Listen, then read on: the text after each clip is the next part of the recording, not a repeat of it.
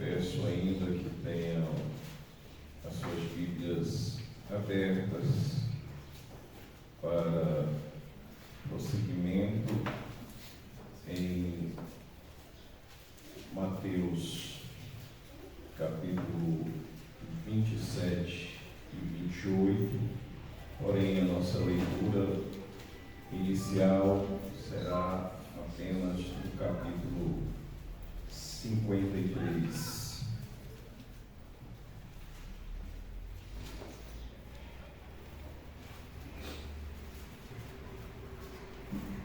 Assim está escrito e dito na palavra do Senhor.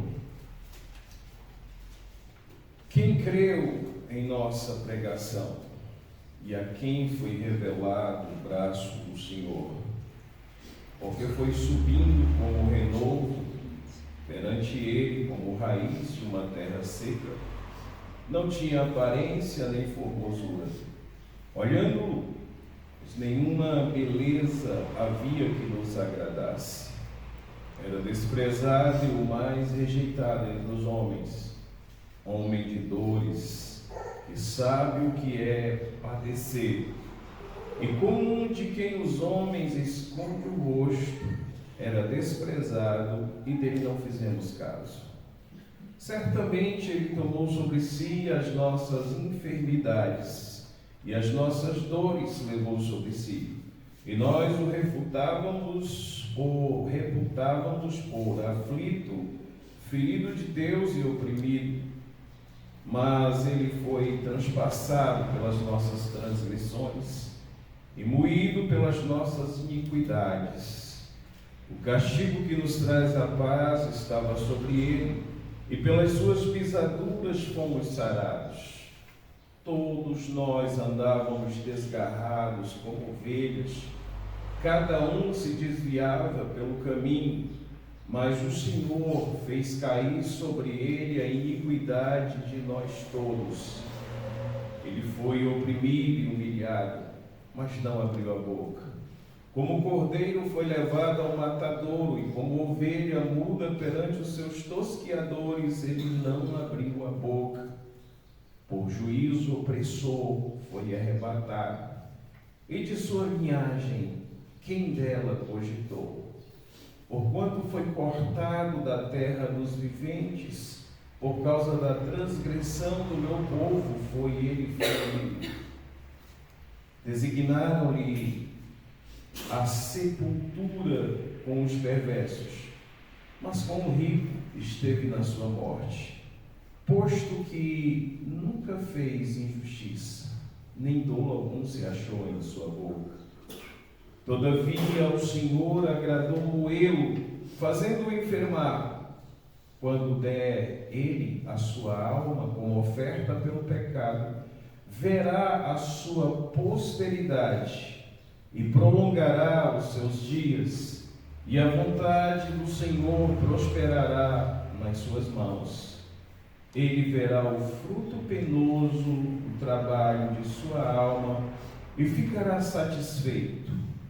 Meu servo, o justo, com o seu conhecimento, justificará a muitos, porque as iniquidades deles levará sobre si.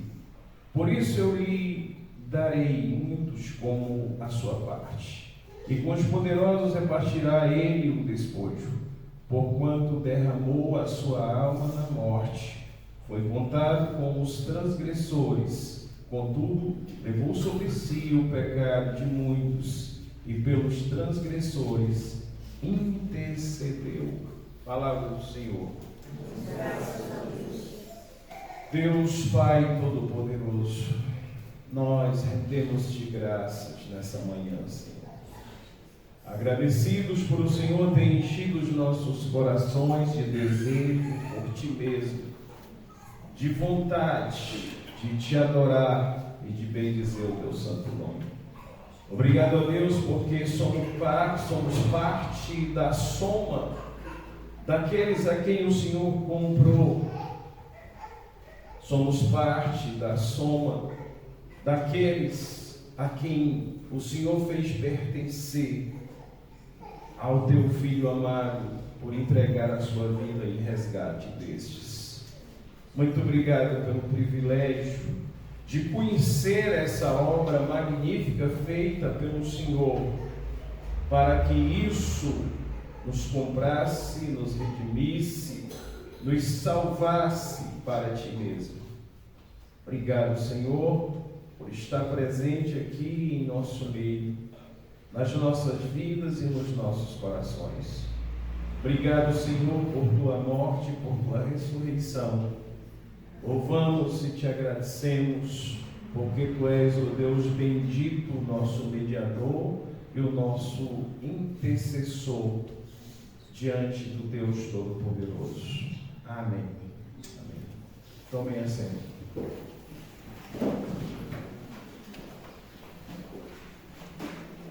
Já há algumas semanas nós temos refletido dominicalmente nesse texto de Isaías 53, um texto que nos traz desde os capítulos anteriores toda a revelação sobre o servo sofredor, sobre o grande e indizível feito de Deus resgatando o seu povo das suas iniquidades e pecados, dando o seu filho para pagar esse resgate. Esse filho, o servo sofredor, esse que decididamente, por amor, entrega a sua vida para ser tirada, para ser cortada, como diz o texto, da forma mais cruel, da forma mais opressora e injusta, para resgatar a muitos. Um preço alto, um preço que ninguém jamais poderia pagar. Ninguém do gênero humano poderia satisfazer plenamente a justiça de Deus, que exigia pagamento. Deus, em sua santidade plena e perfeita, ultrajado pelo pecado da humanidade, exigia que a sua justiça fosse atendida, que houvesse pagamento por tamanha afronta. Nenhum ser humano seria capaz de fazer isso, mas isso teria que ser feito por um ser humano. Mas como se todos os seres humanos estão perdidos, não há um que faça o bem, não há um sequer, todos pecaram e carecem da graça de Deus, da glória de Deus. Então, Deus, Filho, assim revelado a nós, tendo assumido a forma humana, sendo gerado no ventre de uma mulher virgem pelo próprio Espírito Santo, esse vem ao mundo na forma humana, experimentando exatamente tudo que todos os seres humanos experimentam em seu corpo físico, com uma exceção: este não pecou, nem em pensamento, nem em palavras, nem em ações.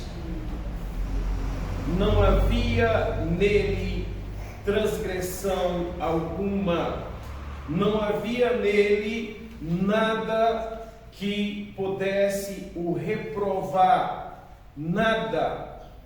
Ele estava perfeito, todavia agradou o Senhor moê-lo. Versículo 9: designaram de sepultura com os perversos, mas com o rico esteve na sua morte, pois que nunca fez injustiça, nem dolo algum se achou em sua boca. Não havia pecado em Jesus, o homem, Filho de Deus, encarnado, ou seja, na forma humana. Este agora pode experimentar toda a cobrança de Deus. Este agora pode receber sobre si toda a ira de Deus designada à humanidade toda por seus pecados. E ele foi cortado do meio dos viventes. Ele foi moído, versículo 10. Todavia ao Senhor agradou moê-lo, fazendo-o enfermar. Todavia agradou ao Senhor moê-lo. Ele sendo morto, entregando a sua vida. Continue olhando o versículo 10. Quando der ele a sua alma como oferta pelo pecado, verá a sua posteridade e prolongará os seus dias, e a vontade do Senhor prosperará em suas mãos. Deus exigiu, na sua justiça plena, pagamento. E Jesus fez esse pagamento. Ele entregou a sua vida, aqui o termo usado na Escritura, alma. Ele entregou a sua vida como oferta pelo pecado. Recaiu sobre ele toda a justiça de Deus, para que a ira de Deus fosse aplacada, para que a justiça de Deus fosse atendida. Ele entregou a sua vida como oferta pelo pecado. Verá a sua posteridade e prolongará os seus dias, e a vontade do Senhor prosperará em suas mãos. Agora, esse Cristo, esse servo sofredor, depois de ter sido moído, depois de ter sido morto, depois de ter sido sepultado, ele ressuscita dentre os mortos, para ver a sua posteridade, para prolongar os seus dias, e a vontade do Senhor alcançar o seu objetivo, que é justamente o resgate daqueles que estavam perdidos. Aqui já está revelada a ressurreição de Jesus Cristo, o prolongar dos seus dias, a sua vida eterna, a sua vitória sobre a morte, para que a vontade de Deus prospere. O apóstolo Paulo, escrevendo sobre a ressurreição de Jesus, no capítulo 15 de Coríntios, ele diz: essa é a esperança de todos aqueles que seguem a Jesus.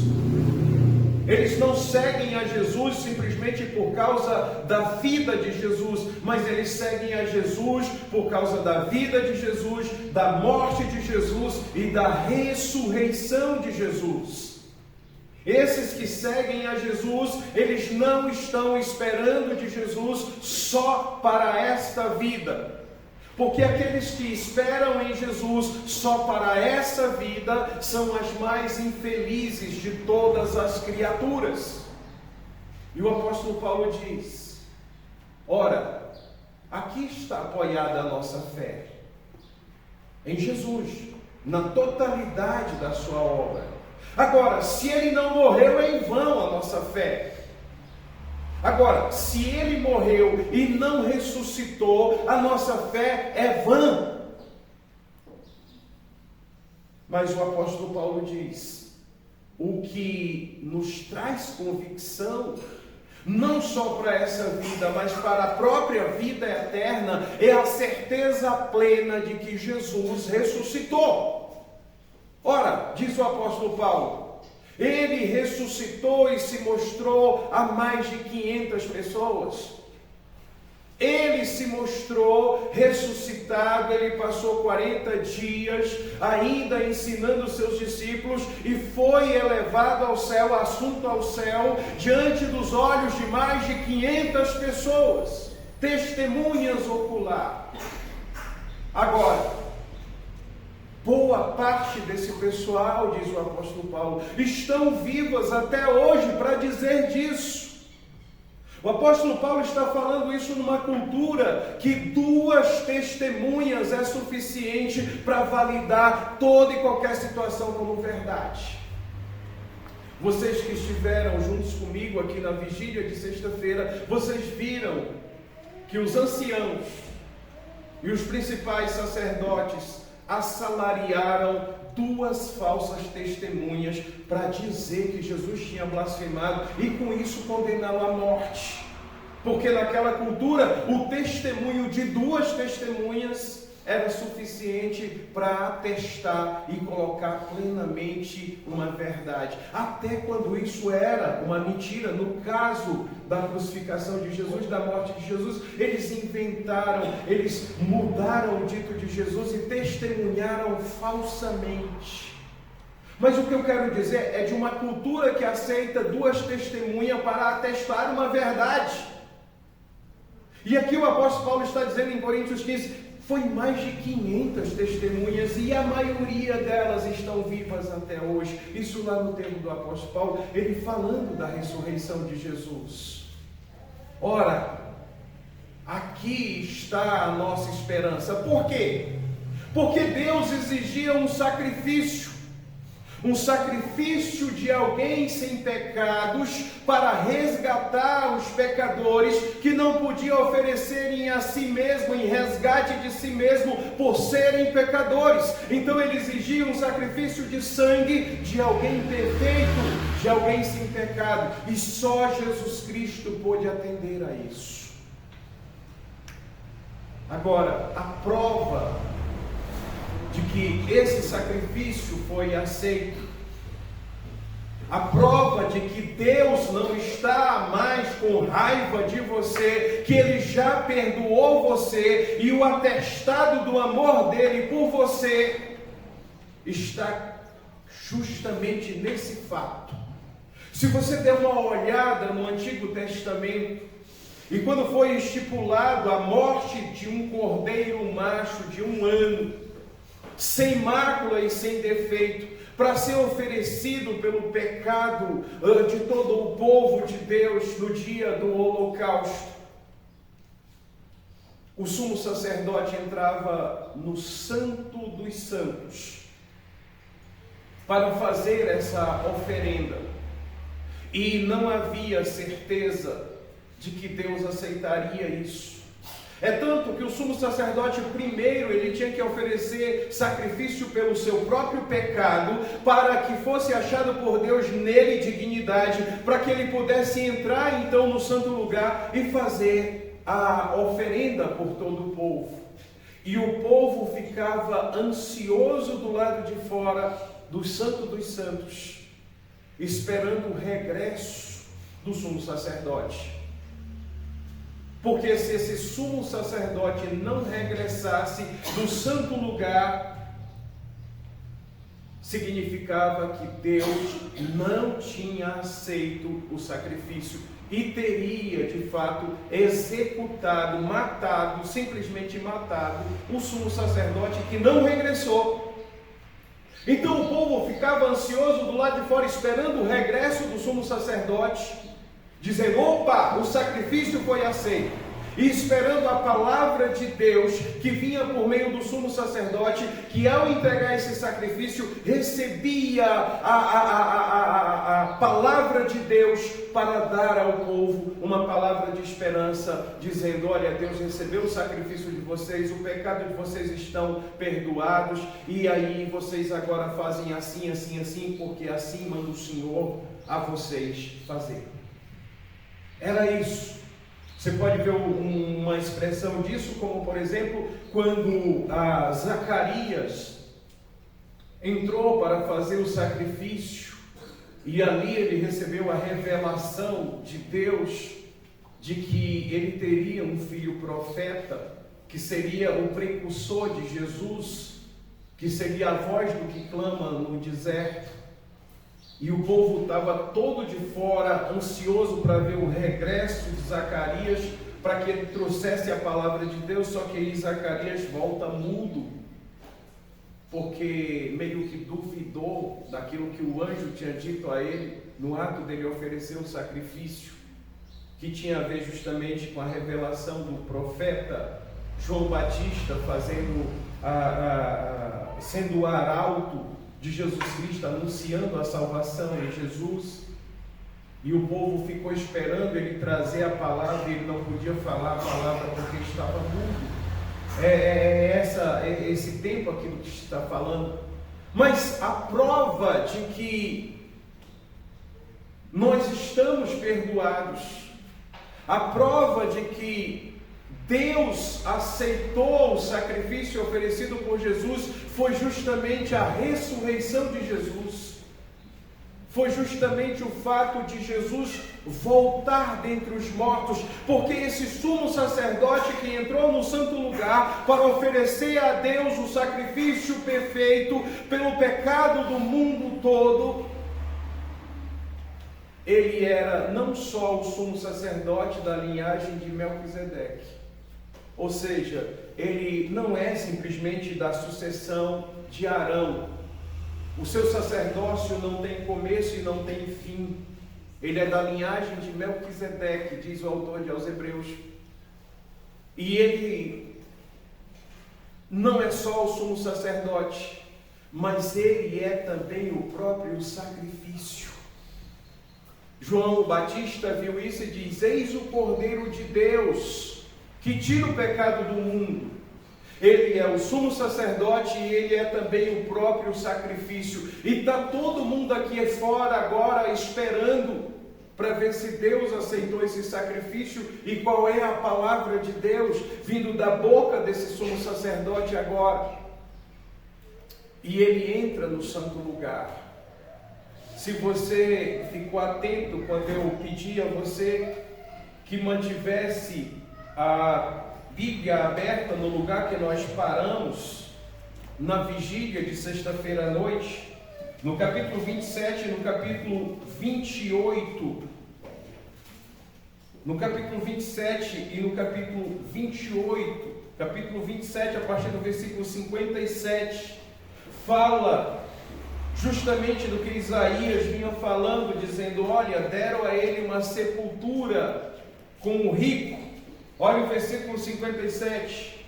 Caindo a tarde, veio um homem rico, de Arimateia, chamado José,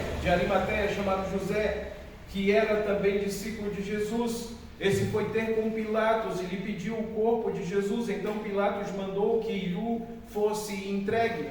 E José, tomando o corpo, envolveu num pano limpo de linho e o depositou no seu túmulo novo, que fizera abrir na rocha, e rolando uma grande pedra para a entrada do sepulcro, se retirou. Achavam-se ali sentadas em frente da sepultura Maria Madalena e a outra Maria. Duas testemunhas estão vendo isso. Ele morreu entre ladrões, entre malfeitores, mas foi-lhe dado sepultura com um rico. Nós acabamos de ler isso em Isaías 53. Esse sepulcro, ele tem um diferencial. Esse José, da cidade de Arimateia, ele é um senador, ele é um político importante, ele é rico, ele comprou uma sepultura diferenciada como rico. É um buraco feito numa rocha, com uma grande porta pesadíssima, que precisa de várias pessoas para rolar ali e travar então a porta da sepultura, e tem duas testemunhas ali olhando isso. Se você seguir lendo, você vai ver que aqueles que os condenaram com mentira, tentaram combater a verdade com mais uma mentira. Foi pronto, matamos a Jesus, acabamos o problema. Aí um deles disse: não, preste atenção. E chama Jesus de embusteiro. Diácono Eliseu teve a curiosidade de olhar essa palavra e disse: meu Deus do céu, olha do que estavam chamando Jesus. Se nós fôssemos traduzir para um português coloquial e funcional, vulgar do nosso dia a dia, esses sacerdotes, esses principais do povo, estavam dizendo assim: aquele picareta, é só você continuar lendo o texto a partir do versículo 62.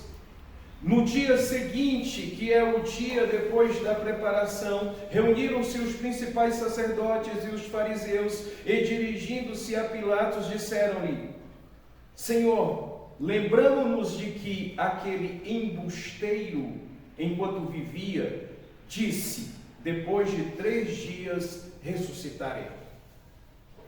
Se fosse traduzir para o português vulgar do dia a dia, aquele picareta, enquanto estava vivo, disse que ressuscitaria. Construímos uma mentira e o matamos. Vamos nos certificar de que a nossa mentira matou a verdade. É isso que eles fazem. O que eles são, eles atribuem ao outro. Perceba que Karl Marx não chegou a essa conclusão. Anton Gramsci não chegou a essa conclusão a partir de um filosofar pessoal. Isso é a mentira do próprio Satanás desde os tempos mais remotos. Vamos dizer do outro aquilo que nós somos e vamos matar a verdade do outro com a nossa mentira. E como isso emplacou nessa sociedade cuja ira de Deus está sobre ela, chamada Brasil.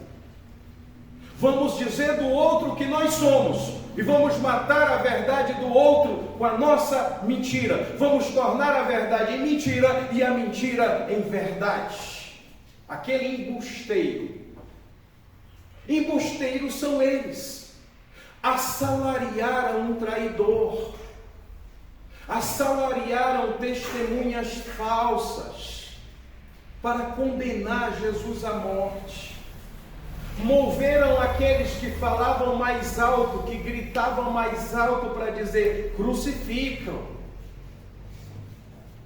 Moveram um grupo de falastrões e de gritantes com a palavra mais alta, dizendo: solte Barrabás, crucifique este. Lembra da vigília de sexta-feira à noite? Nós lemos isso tudo aqui e vivemos, rememoramos esse tempo.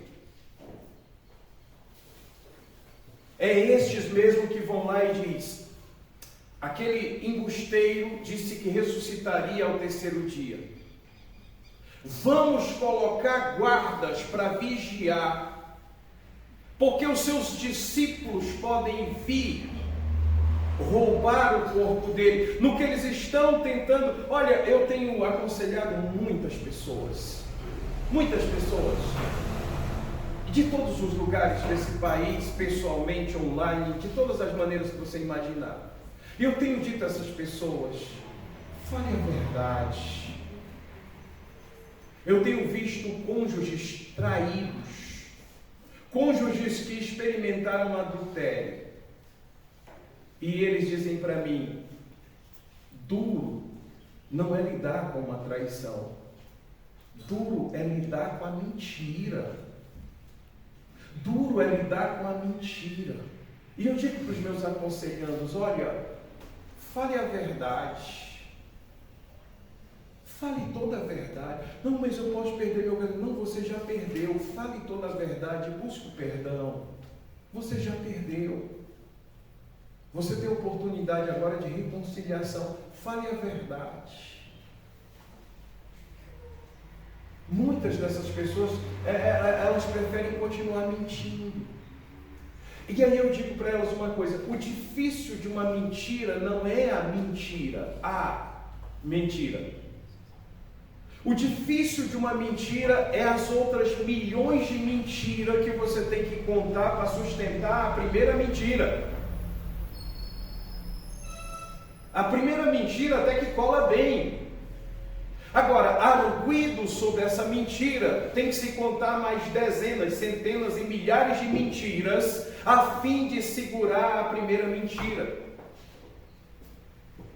E aí eles já querem, com a mentira, manter a mentira, já construindo a própria mentira para fazer a primeira mentira valer. Segue lendo o texto comigo. Aquele embusteiro disse que ia ressuscitar depois de 3 dias. Versículo 64. Ordena, pois, que o sepulcro seja guardado com segurança até o 3º dia, para não suceder que, vindo os discípulos, o roubem e depois digam ao povo: ressuscitou dos mortos, e será o último embuste, a última mentira, a última picaretagem, pior do que o primeiro.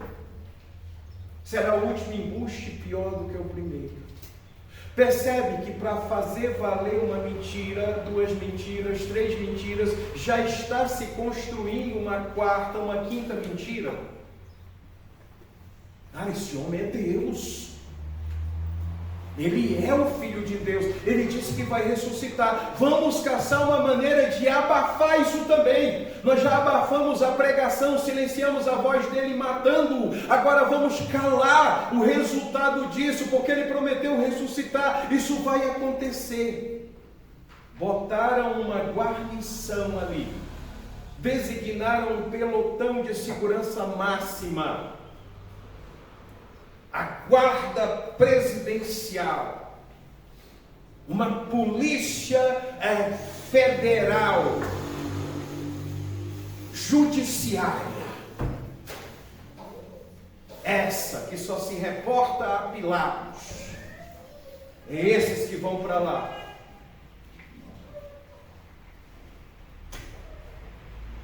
Disse-lhe Pilatos, versículo 65, aí tendes uma escolta, ide guardai o sepulcro como bem vos parecer.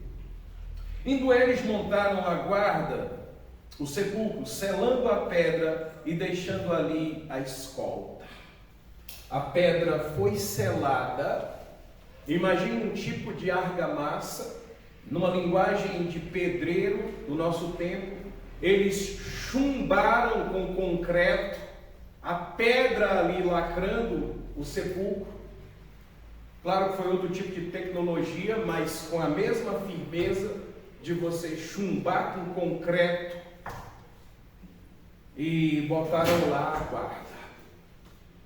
Isso tem que valer, isso tem que acontecer.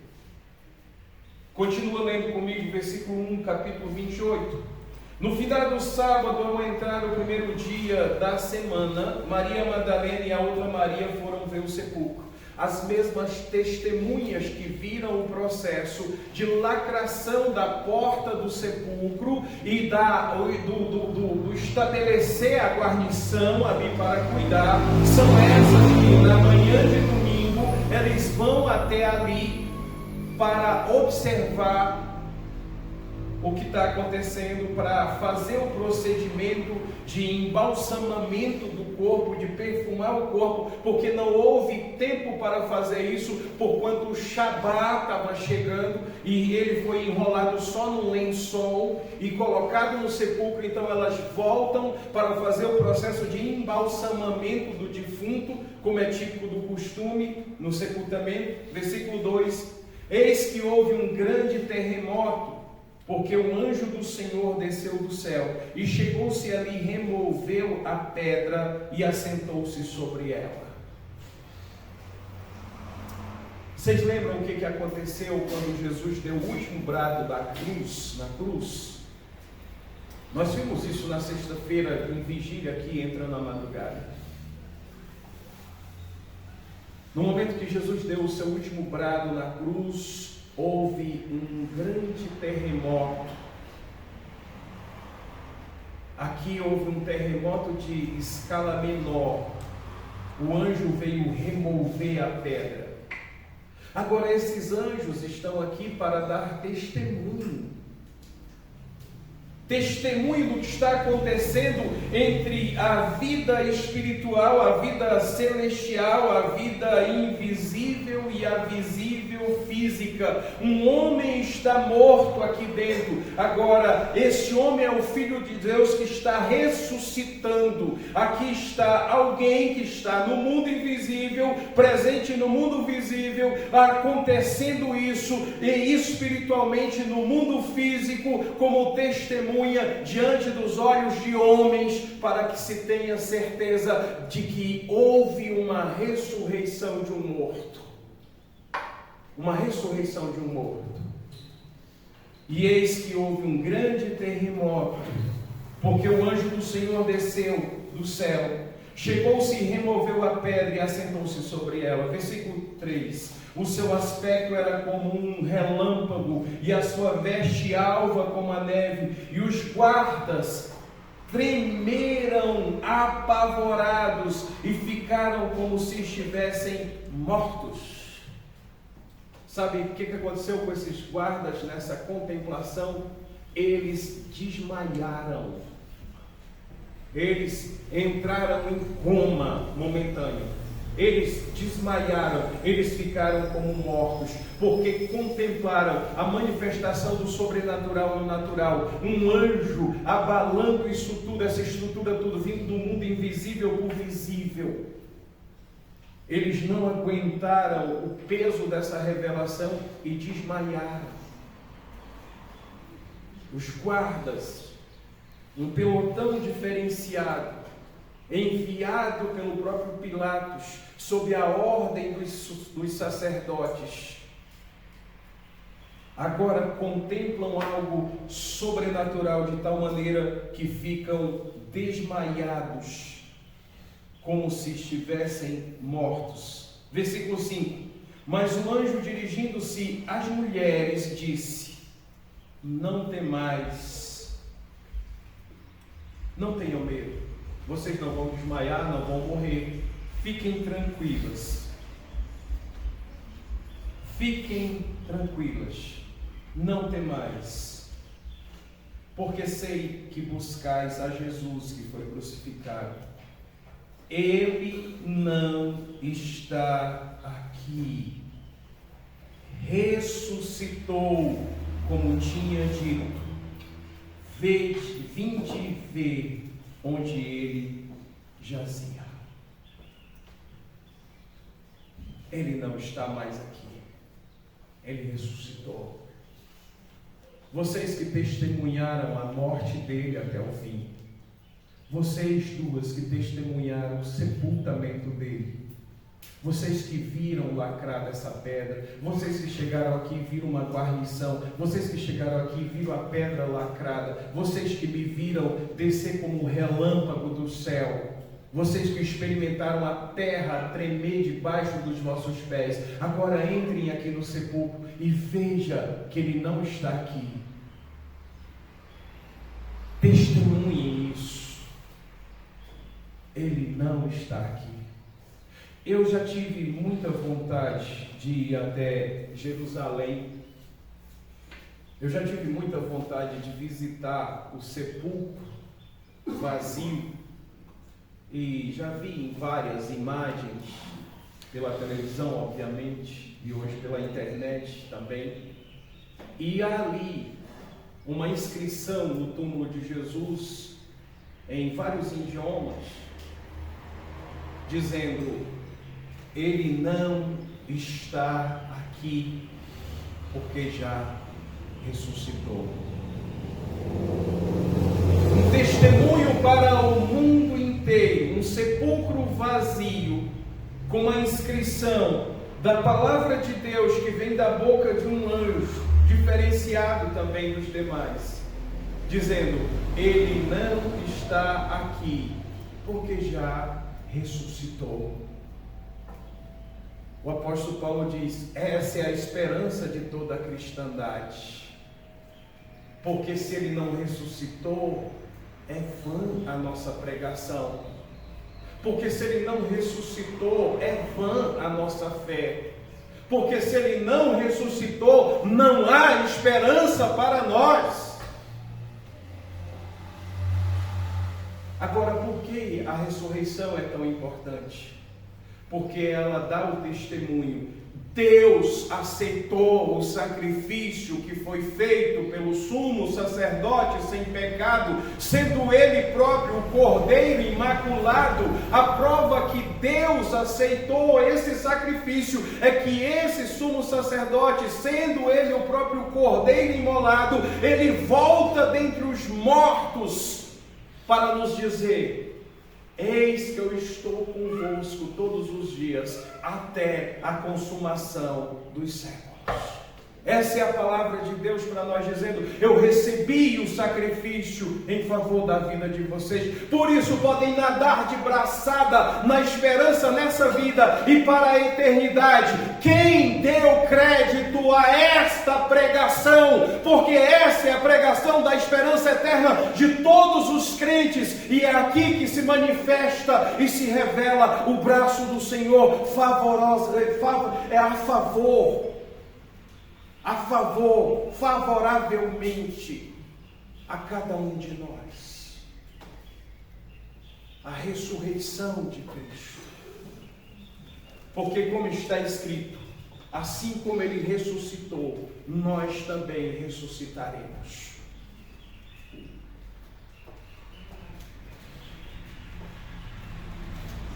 Ele não está aqui, ressuscitou como tinha dito. Venham e vejam.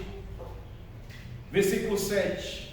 E depois depressa e dizei aos seus discípulos que ele ressuscitou dos mortos e vai adiante de vós para a Galileia, ali o vereis. É como vos digo. E retirando-se elas apressadamente do sepulcro, tomadas de medo e grande alegria, correram a anunciá-lo aos discípulos. Versículo 9. E eis que Jesus veio ao encontro delas. O arauto dos céus, o testemunho angelical atesta. Há temor no coração dessas mulheres, mas há também muita alegria. Como diz o hino que nós cantamos ainda agora: aleluia, ele já ressuscitou. Com o coração alegre, elas vão levar a boa nova, a palavra do Senhor. Diga aos discípulos: ele ressuscitou, como havia dito que o faria, ele ressuscitou. Mas para que não ficasse nenhuma sombra de dúvida, o próprio Jesus vai de encontro às suas duas primeiras testemunhas. Versículo 9. E eis que Jesus veio ao encontro delas e disse: salve. E elas, aproximando-se, abraçaram-lhe os pés e o adoraram. Então Jesus lhes disse: não temais, ide avisar a meus irmãos que se dirijam a Galileia, e lá me verão. Façam isso. Sabe, a ressurreição de Cristo é algo muito forte. Nós temos o testemunho da Escritura Sagrada, alguém pregou o Evangelho para nós, alguém testemunhou para nós. Nós começamos a ler a Escritura Sagrada e ver todo esse relato, não uma narrativa construída, mas uma narrativa de fatos reais, com testemunho humano e com testemunho sobrenatural, e com testemunho do próprio Deus, e com testemunho do próprio Cristo. E nós fomos crendo nisso. E num dado momento, todos os que são crentes de verdade, num dado momento, tiveram um encontro inexplicável com Jesus. De tal maneira que essa verdade não pode ser arrancada dos nossos corações jamais. De tal maneira que essa certeza e essa convicção eterna não pode ser roubada dos nossos corações jamais. A certeza de que servimos a um Deus vivo, que veio e entregou a vida dele em resgate da nossa, e que nos fez povo seu, e que somos herança sua, E que a prova cabal disso é a ressurreição dele. E isso aconteceu quando tivemos um encontro verdadeiro com ele. Chamamos isso na teologia reformada de a nossa união com Cristo. Desde então, a ressurreição de Cristo passou a ser uma verdade plena. Não como uma história contada fora de nós para ser vista em tela de cinema, ou até mesmo simplesmente lida em páginas, ainda que páginas sagradas, mas uma verdade, uma vida que pulsa verdadeiramente no coração de cada cristão verdadeiro, e a vida de Cristo acontecendo na sua vida, e esses crentes dizendo: eu posso morrer, mas eu espero nele, eu posso ser trucidado nessa vida, eu posso passar o diabo, a desgraça que for nessa vida, mas a vida de Cristo está fluindo em mim, e podem até tirar essa minha vida, mas eu ressuscitarei. Eu estou unido com Ele na sua morte e na sua ressurreição. Enquanto vivo a minha vida morte, vivendo essa vida morrendo e para morrer, há uma certeza plena que ressuscitarei também, assim como Ele ressuscitou. E Ele que é um comigo e que me uniu a Ele por meio desse sacrifício, é Ele mesmo que me ressuscitará dentre os mortos para me glorificar, e na semelhança dEle eu poder viver com Ele eternamente para nunca mais morrer. Ninguém rouba isso, ninguém pode arrancar essa verdade jamais de um coração verdadeiramente convertido a Cristo. Isso não é enfeite. Isso não é enfeite, é uma verdade que cada crente carrega cravada no seu coração, porque sabe que foi nessa cruz que Cristo cravou consigo os seus pecados, para não mais ser cobrado. Foi nessa cruz que Ele morreu, mas Ele não está mais pregado nela, Ele ressuscitou. Ele não está mais no sepulcro, Ele ressuscitou. Vão e conte isso aos meus irmãos. Conte isso aos meus irmãos. Se você der uma olhada em Romanos capítulo 8, versículo 29, a escolha de Deus para as nossas vidas, e por escolher as nossas vidas, tem um propósito: gerar em nós a semelhança do próprio Cristo, visto que Ele foi o primeiro dentre muitos irmãos. O primeiro dentre muitos irmãos, diz o versículo 29 de Romanos 8. E aqui ele está dizendo: vai e diga aos meus irmãos que eu ressuscitei. Eles podem crer nisso. Eles agora foram feitos filhos de Deus, como diz o Evangelho de João, no capítulo 1. Todos aqueles que creram nele, foi-lhes dado o poder de serem feitos filhos de Deus. Portanto, irmãos do unigênito, e nesse caso, primogênito de Deus. O versículo 30 de Romanos 8 conclui a situação dizendo: aquele que Ele predestinou, também chamou. Aquele que Ele chamou, também justificou. E aqueles que Ele justificou, também glorificou. E é essa a nossa certeza plena para essa vida e para a eternidade.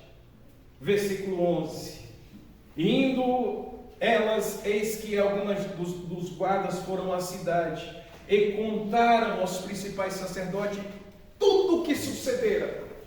Os desgraçados dos guardas não chegaram lá mentindo.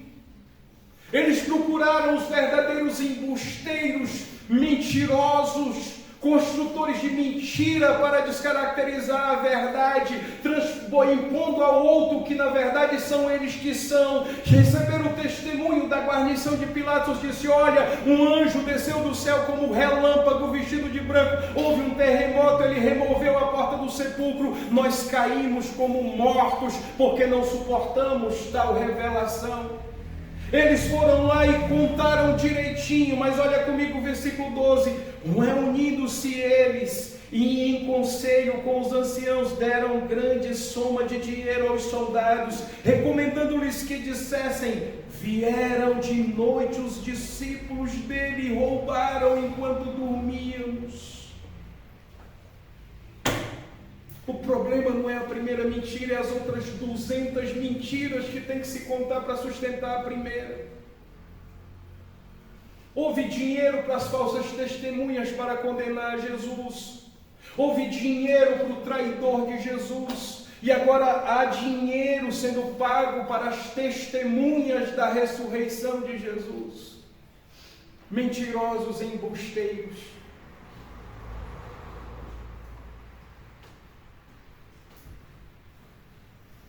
Contem essa mentira, diga que os discípulos roubaram o corpo dele, versículo 14.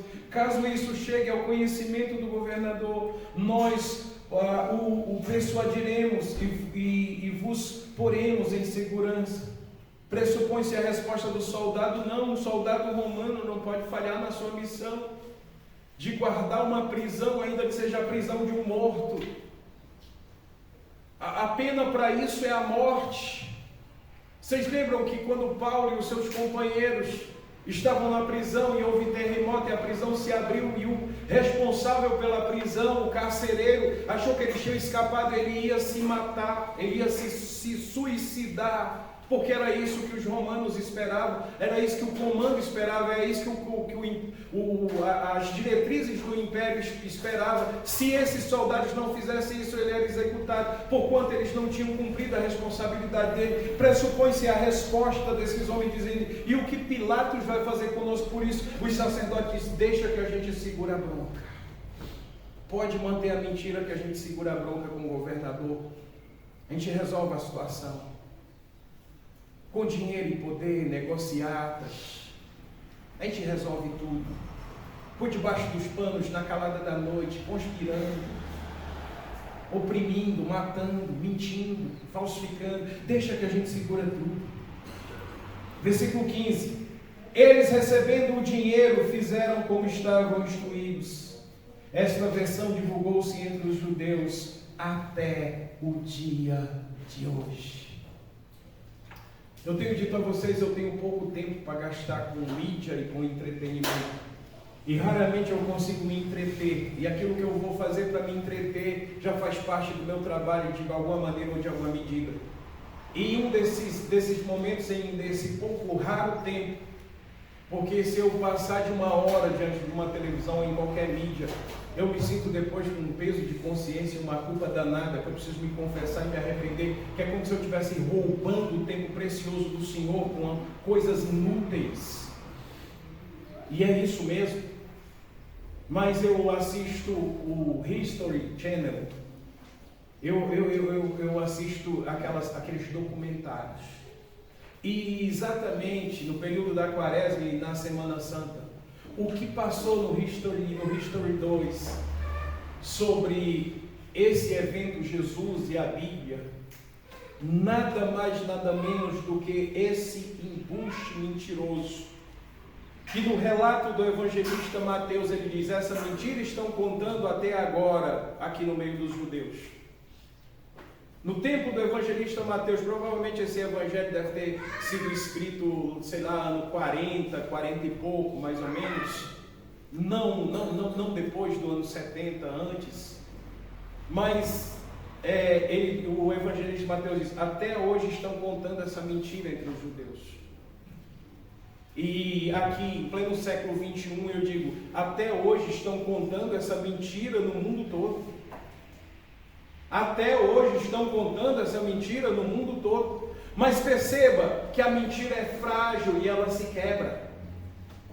Aqui e em todas as partes do mundo, nesse momento tem um povo adepto da verdade, acreditando nessa verdade, vivendo essa verdade, experimentando a eficácia dessa verdade, desfrutando dessa verdade e vivendo com esperança nessa verdade. A mentira não pode prevalecer, gente. Versículo 16: seguiram os 11 discípulos para a Galileia, para o monte que Jesus lhe designara, e quando o viram, o adoraram, mas alguns duvidaram. E eu seria um menino muito infantil se eu acreditasse que todos vocês que estão aqui estão ouvindo isso e crendo nisso plenamente como verdade. Inclusive para sair daqui vivendo assim, para o resto da tua vida. Dentre os 11, não tá, já tinha ido. Entre os 11 discípulos, prostraram-se e adoraram. Mesmo assim, alguns duvidaram. Como pode isso? Mesmo assim, alguns duvidaram. Aproveite esse tempo, não deixa passar. Lança para o inferno essa tua dúvida. Caia de joelhos hoje, com os joelhos no pescoço e nos peitos da incredulidade. Mate-a sufocada aqui hoje. E acredite nessa verdade plena do Senhor. Você é um discípulo. Versículo 18. Jesus, aproximando-se, falou-lhes, dizendo: toda a autoridade me foi dada no céu e na terra. Indo, portanto, fazei discípulos de todas as nações, batizando-os em nome do Pai, do Filho e do Espírito Santo, ensinando-os a guardar todas as coisas que vos tenho ordenado. Preste atenção nessa frase final. E eis que estou convosco todos os dias, até a consumação dos séculos. Estou convosco. Eu não estou assistindo vocês. Eu estou com vocês. Eu não sou o guarda-costa de vocês que vai na frente livrando vocês de todos os perigos. Eu estou com vocês. Eu não sou apenas o médico que cura vocês, mas mesmo nas doenças eu estou com vocês. E fiquem tranquilos, o último inimigo a ser vencido é a morte, mas mesmo na hora da morte eu estou com vocês. Vocês mais nunca estarão só nesta vida. Eu ressuscitei, eu estou vivo em vocês. Não estou assistindo vocês lá do céu na tela de um celular de marca ruim com um Wi-Fi de poucos megas. Eu estou com vocês. Apesar de vocês estarem aqui se prostrando e me adorando, me vendo ressuscitado e duvidando, eu ainda estou com vocês. Ah, meu Deus do céu. Volte a Isaías capítulo 53.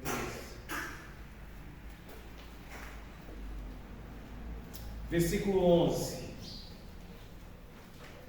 Ele verá o fruto do penoso trabalho da sua vida, de sua alma, e ficará satisfeito. Ele verá o fruto do seu penoso trabalho e ficará satisfeito. Meu servo sofredor ficará satisfeito. Ele verá o fruto do seu penoso trabalho, o servo sofredor. Ele verá o fruto do seu penoso trabalho, o justo. Aquele que não tinha nenhum pecado, aquele que não achou em sua boca nenhum pecado, aquele que não havia no seu coração nenhum dolo, o justo, que foi para a cruz tomar o lugar dos injustos, dos pecadores, o servo sofredor, o meu justo, ficará satisfeito com o fruto do seu penoso trabalho. E aqueles que o conhecerem serão justificados, com o seu conhecimento justificará a muitos. Ele vai se dar a conhecer, e a justificação que ele trouxe alcançará a muitos, porque as iniquidades dele levará sobre si. Aqui Isaías está falando profeticamente, nós já apuramos o feito disso tudo. Deixa eu tentar construir uma imagem para vocês. Feito isso, cruz, morte, sepulcro, feito o trabalho do mundo espiritual, 3 dias se passando na terra, ele ressuscita, se mostra, se revela a testemunhas aos seus discípulos, ele é assunto ao céu, às vistas de mais de 500 pessoas, depois de passar 40 dias na terra, depois da sua ressurreição.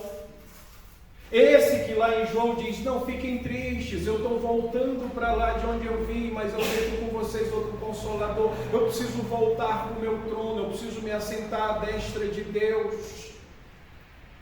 E agora Jesus volta para o seu trono de origem, recebendo um louvor eufórico. Eu não posso precisar isso com olhos humanos e com coração humano, mas imagine a maior de todas as festas no céu, de toda a população angelical, recebendo de Jesus de volta no seu trono original, de onde ele saiu para passar cerca de 33 anos na terra, sofrendo, humilhado como homem. Agora o Rei da Glória, lembra, levantai, ó portões celestiais, porque entrará o Rei da Glória. Quem é esse Rei da Glória? E ele volta para o seu trono e se assenta, reverencia o Pai, ainda ele na forma de filho ressurreto, e diz, está feito, Pai, toda a obra. Senta no trono, e agora ele contempla a terra, e ele diz, valeu a pena, estou satisfeito com o resultado do trabalho, estou satisfeito por ter me humilhado, assumido a forma humana, estou satisfeito por ter sofrido o que eu sofri, por ter morrido do jeito que eu morri, primeiro porque o propósito e plano do Pai está cumprido, e porque agora eu tenho possessão. Lembra da oração dele em João 17? Eles eram teus, Pai, e tu destes a mim. Agora eu sou Senhor deles. Eu estou satisfeito com o penoso trabalho. E Deus diz, eu estou satisfeito, meu justo, meu servo justo. Eu estou satisfeito com o seu penoso trabalho. Sente-se e fique feliz com o resultado disso. Você pode até não acreditar. Você e eu não temos nada de bom para colocar no altar de Deus e dizer, olha aqui meu pagamento pelo que o Senhor fez. Você e eu não poderemos retribuir isso jamais. E até o que oferecemos a Ele não é aceitável. Mas Ele está feliz, porque agora, essa oferta que você fez, de se levantar de madrugada, para vir aqui no dia que comemoramos e rememoramos a ressurreição do nosso Salvador, isso é recebido por Deus, porque quando Ele olha para nós aqui, Ele vê o Cristo crucificado em nosso favor. E agora o Cristo diz, que bom que vocês vieram. Eu os trouxe até aqui. Vocês são a minha possessão imperfeita. Eu, o servo justo e perfeito, tenho a possessão de vocês. Vocês são minha posse. A iniquidade de vocês foi justificada por mim, e eu me dei a conhecer a vocês para que isso acontecesse. Meu Deus do céu, daqui a pouco nós vamos participar do corpo e do sangue do Senhor.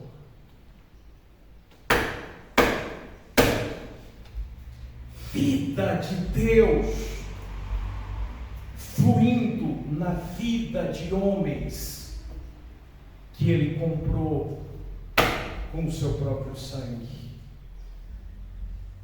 Eu não só me levantaria às 4:30 da manhã, uma vez por ano, para estar aqui na igreja às 6. Mas eu não dormiria nunca mais na minha vida, se a graça dele me assistisse assim, para permanecer aqui adorando.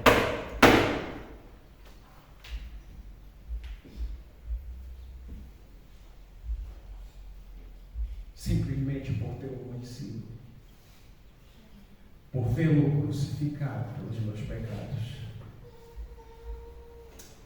por poder receber a certeza plena de que toda a minha dívida foi paga a Deus, e eu não sou mais inimigo de Deus como eu era. A ressurreição de Cristo é algo muito verdadeiro para os seus filhos.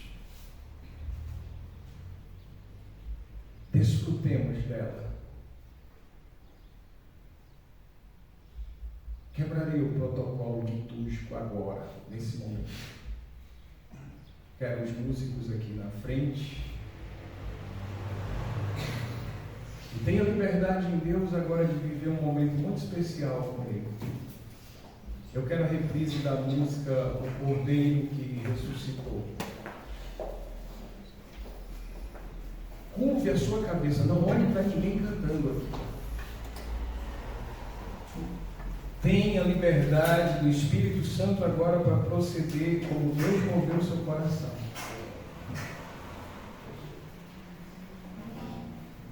E ore. E eu vou orar, concluindo esse sermão.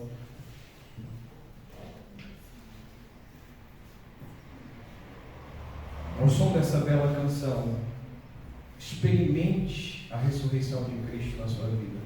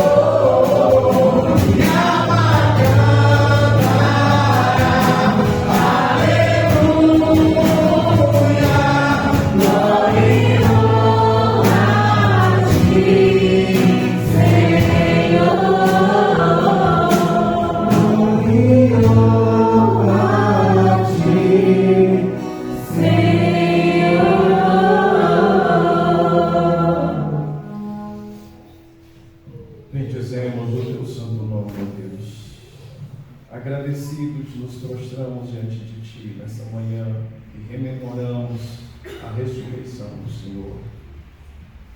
Obrigado, Senhor, por nos dar a Tua vida, a Tua promessa e cumpri-la em nossa história.